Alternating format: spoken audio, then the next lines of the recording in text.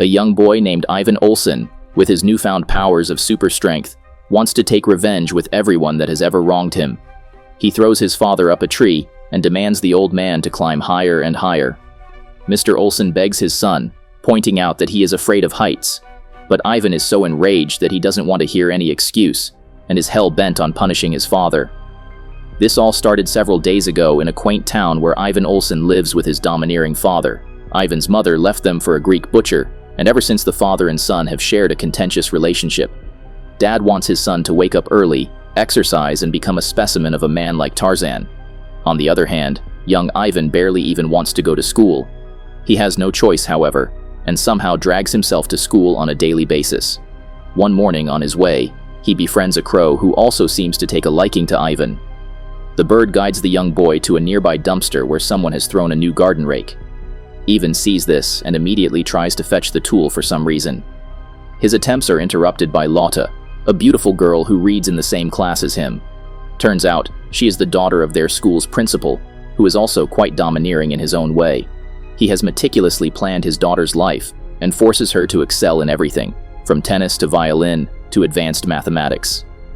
For this reason, Lotta has a soft spot for Ivan, who shares a similar family environment.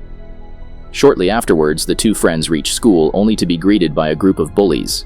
The leader of this annoying gang is Kim, the daughter of the local butcher. She is a big, burly girl who towers over anyone in the school. They stop Ivan from entering but allow Lotta to go in since she is the principal's daughter. Lotta does try to raise her voice to save Ivan, but Big Kim scares her away. After they are left alone, Kim and two of her henchmen carry Ivan to the bathroom. They dunk the poor boy in the sink and open the tap, so that it looks like Ivan peed his pants. Kim also teases him for having noodle arms, before chucking him into the nearby bathroom. Disappointed, Ivan skips classes and goes straight back to his home. Things continue to take a downturn for him as he sees his father throwing out several of his valued possessions. It turns out that Mr. Olsen has quit his job to turn into a full-time life coach. He has been emptying their house so as to make room for his new office. However, as Ivan is walking to his room, Mr. Olsen notices that his boots are soaking wet. He immediately guesses that his son has been bullied in school once more. Dad is disappointed and tells Ivan that he must be a real man, someone who can beat up any opponent. Mr. Olsen shares the story from his younger days when he was hassled by the local butcher. He says that he beat the bully so bad that the latter never bothered him again. It is obvious that Mr. Olsen is extremely disappointed at his son for being such a coward. However, once he is alone in his room, we get to see a different side of Ivan's personality. He grabs the rake he had picked up earlier from the dumpster, then sneaks out of his room using a makeshift ladder. The young boy then heads to a nearby abandoned factory. There, he has created a world for his own. Tools no longer in use are dressed to resemble humans. The whole space is colored and full of art, making it look like a home. Ivan spends a lot of his time here, pretending that the tools are his friends. Unbeknownst to him, Lotta, who had noticed him walking to the factory earlier, is watching all of this. She is very amused and impressed by his sense of creativity. The following day at school, the principal enters Ivan's class with an important announcement. He reveals that they are establishing an elite class, a different section for students who are academically gifted. He wants the kids in this class to do a reading test so that he can filter such students out. The teacher then points at Ivan and asks him to read the first chapter of his English book. Unfortunately, this is when we get to know that poor Ivan suffers from dyslexia. The letters in the book appear to him as though they are dancing, and he can barely read a single sentence. The principal is disgusted and on his way out, tells the teacher to put Ivan in a special tuition class. When this news reaches Mr. Olsen later that day, he gets extremely irate. He yells out, pointing out that his son has never done anything to make him proud, not even once. Poor Ivan tries to deflect the topic by asking Mr. Olsen how his new job as life coach is going. The latter dismissively replies that things are good, and he will soon have a huge line of clients. Suddenly, this gives Mr. Olsen an idea, and he asks his good-for-nothing son to come with him. Shortly afterwards, the father and son are standing near the town's center, advertising Mr. Olsen's coaching business. He promises to change anyone's life just for the mere price of $100. He seems to be extremely excited until his mood is disrupted by the arrival of a huge trailer. A woman, who claims to be a witch, soon disembarks from the trailer. Turns out she has her own business idea and quickly sets up shop right alongside Mr. Olsen's. For the mere price of $50, she claims to change people's lives through miracles. Mr. Olsen is obviously skeptical about it, but the witch soon starts working her magic. She takes people with various problems inside her carriage and cures them of their disabilities. Upon seeing this, Mr. Olsen comes up with an idea to boost his own business. He plans to coach his son into an all-round champion. Once he is successful in doing so, he will surely have a huge line of clients. For the first step of this plan, Mr. Olsen takes his son to the local gym. He wants his kid to be big and physically strong. He even shares a story from his younger days, claiming that he once lifted a total of 600 kilograms. Mr. Olsen then pushes his son inside the gym, but it is obvious that the latter doesn't actually want to be there. Nonetheless, once he is inside, Ivan meets with the trainer and says that he wants to be strong. Lotta and one of their classmates, Karsten, are also present in the gym. The latter watches in amusement as the trainer takes Ivan through the warm-up exercises. Ivan is made to do several jumping jacks, pull-ups, and sit-ups in a short burst of time. It comes as no surprise that the boy cannot do any exercise properly. Disappointed, the trainer then kicks him out, saying that the gym is not for weaklings. Outside, Lotta meets up with Ivan and tells him not to lose hope. She also asks if he has received a letter recently, but the latter is way too discouraged at the moment to notice anything. It is, however, very obvious that Lonnie is quite infatuated towards Ivan. Sometime later, Ivan reaches his home, but even before he can enter in, Mr. Olsen asks if he has gotten stronger. The boy lies and says he has, finally giving his father something to be happy about. Thinking that his plan to coach his son into a winner is working, Mr. Olsen quickly goes on to the next step of his coaching. He tells Ivan to learn how to ride a bike, essentially forcing the kid into a cycle that is way too big for him. Things get even worse for the young boy, as Kim suddenly shows up on the spot. He barely gets on the cycle when Kim kicks it from behind, completely unprovoked. As a result of this, poor Ivan zooms down the town and is unable to control his cycle. He eventually lands up inside a pond, and two fishermen pitifully rescue him. Following this debacle, Ivan returns to his safe place, the abandoned factory where he has created his own world. He sits down solemnly, completely disheartened by his lack of skills. His dark mood is suddenly uplifted when he finds an envelope from Lotta lying on a chair nearby. The kid doesn't open it right away, but it is obvious that it is a love letter. The following day, a much more optimistic Ivan accompanies his father to the market. He asks what it is like to have a girlfriend, but Mr. Olsen once again starts to blow his own trumpet. The old man says he once used to have tens of girlfriends, as if he was a real man, strong and masculine. The duo then head to the butcher's shop as Mr. Olsen thinks his son needs protein. Upon entering the store, Mr. Olsen keeps up his tough man act and begins to brag on the butcher too. The latter, however, whips out his notebook and says, Mr. Olsen needs to pay up his previous dues first.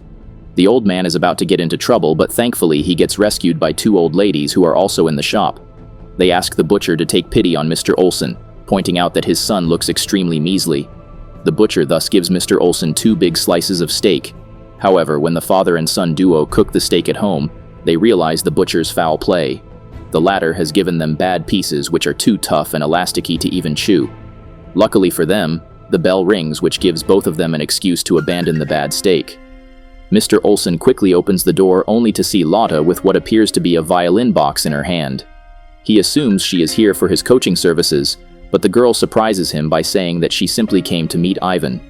Immediately, Mr. Olsen realizes that Lotta is his son's boyfriend, and happily tells them to chat in Ivan's room. He is proud that his son has a girlfriend, but his over-enthusiastic behavior soon becomes too much. He keeps on interrupting the two kids, and eventually Lotta leaves, feeling slightly irritated. Unfortunately for Ivan, the trouble is only beginning as Mr. Olsen seems to have more grand plans for him. The very next day, Mr. Olsen gathers the townsfolk in order to give them a live demonstration of his coaching. He believes that Ivan has gotten stronger, can ride a bicycle, and has a girlfriend, all because of his training. So he now wants to put it on a show and attract clients. Mr. Olsen then asks his son to climb up a really high tree to demonstrate his physical prowess. He once again recounts a memory from his younger days when he could climb trees like Tarzan. Even protests, begging his father that he cannot climb up the tree. But his pleas fall on deaf ears and his father chucks him up to the lowest branch. With no other option, poor Ivan tries his best to climb the tree. His father's antics also attract a large crowd, including the butcher, his daughter Kim, Karsten, and Lotta. The latter tries her best to encourage Ivan to climb, and he initially seems to be doing good. However, once he reaches the upper ends of the tree, the branches begin to get thinner. One such branch snaps and Ivan eventually falls down with a sickening thud.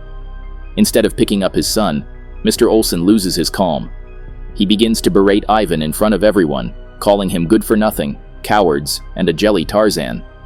This last mocking nickname is picked up by Kim, who begins to taunt Ivan with it. After this public humiliation, Lotta tries to approach Ivan and lighten his mood. She also finally confesses her love and asks him to be her boyfriend. Ivan, however, is too distraught and frustrated by whatever happened earlier. He angrily walks away, leaving poor Lotta hanging without a reply. On the other hand, poor Ivan goes to the pond where a singular cloud begins to pour down incessant rain on him. This is when the crow, who Ivan had befriended several days ago, arrives at the spot. It sees the boy's sad condition and gestures him to follow. The bird eventually leads the young boy to the witch's caravan, which is currently parked in the middle of the woods. It is also revealed that the crow is actually the witch's pet. Following this, the eccentric woman sees Ivan and immediately recognizes him. She somehow knows he has gone through some tough times and sympathizes with him. In fact, the witch even offers to do a miracle for Ivan without any fee. The kid is delighted at this offer and says he wants to be the best at everything. The witch says she can do this, but being good at everything comes at a price. It can be done only for a day. Shortly afterwards, she takes out her bag of potions and boils up a concoction. She mixes everything, from the calmness of a cow to the agility of a car and the strength of an ox. However, she forgets to put in the Mayflower vial, which would allow Ivan to come back to his normal self after a day. Once the final potion is made, Ivan happily gulps it down. Colors pop out of him, and the young man immediately feels the change. He happily runs back home while the witch reminds him to make the most out of his day. The next morning, Ivan wakes up and immediately tests his powers by spitting on a roadside lamp. To his delight, he not only manages to hit the pole but also causes it to fall down. He is so delighted that he rushes downstairs and tells his father about his newfound ability. Mr. Olsen, who had been sleeping on the couch, can barely make out what his son is saying. But he is left speechless when Ivan easily picks the sofa, along with him. The kid then rushes to school, leaving his father utterly flabbergasted. At school, Ivan displays his newfound abilities by reading several books without hesitating for a second. Everyone, especially the smug Karsten, is left utterly speechless by this sudden change in him. During lunchtime, Ivan confidently approaches Lotta and tells her that he wants to be her boyfriend. She is ecstatic, but their moment of joy is soon cut short when Kim's henchmen appear on the spot.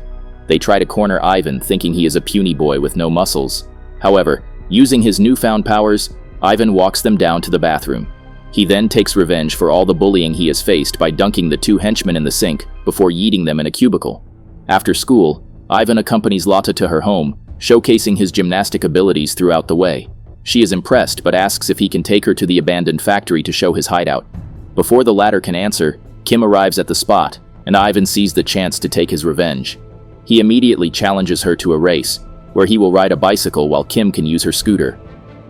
The big bully gladly accepts the challenge and the two begin racing downhill towards the nearby lake. Despite several obstacles, Ivan easily manages to beat Kim in the race. He is so caught up in his victory that he doesn't realize he is gleefully celebrating Kim falling in the river. This irks Lotta, who thinks the boy she loved has become exactly like this bully's. She thus walks away from him without saying a word. By this time, the sun is almost about to set, so Ivan goes back to his home. His father is waiting for him and the old man has heard about his feats. Mr. Olsen is extremely proud of his son and immediately starts to make grand plans. Ivan, however, tried to tell him about the witch's miracle which will have washed away after sunset. To his utter shock, when Ivan flexes his biceps, they are still huge. It appears like he still has all his powers despite the sun having set. Thus, from the very next day, Mr. Olsen begins to parade his son like a trophy he has won. First, the father and son go to the latter's school and insult the principal's plans of an elite class, calling it beneath their level. Then, Mr. Olsen goes around town showcasing Ivan's insane strength and intellect. This brings him a lot of press and clients who line up to take his counseling classes. The Olsens end up making a lot of money and gaining nationwide popularity. One afternoon, Mr. Olsen takes his celebrity son to the butcher's shop only for a huge crowd to gather upon seeing them. The old man then arrogantly gives the butcher 10,000 bucks and even says he will coach Kim to be as good as his son. The butcher doesn't take this kindly and threatens to beat up Mr. Olson. Fearing for his well-being, the latter asks his son to intervene, and Ivan reluctantly lifts up the butcher. As if this wasn't enough, Mr. Olson makes his son carry the butcher all the way to the local park. There, in front of a huge crowd, Mr. Olson orders Ivan to throw the butcher up the tree.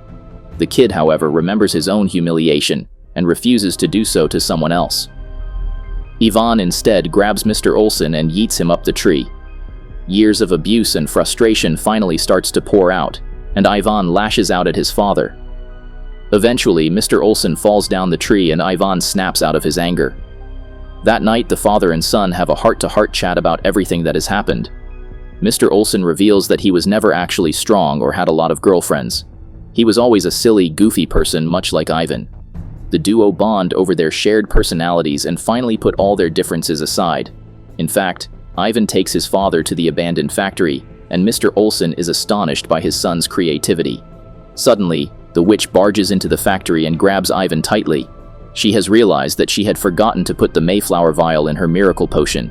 She exclaims her relief in finding the boy, and reveals that Ivan will turn evil if he doesn't go back to normal quickly. Upon hearing this, the kid gulps down the Mayflower vial and immediately loses all his powers. Mr. Olson, however, is still proud of his son, even if he is a simple, common boy. The following day, Ivan goes to school and talks to Lotta. He apologizes to her and the duo get back together. They still get bullied by Kim, but at least they have each other now.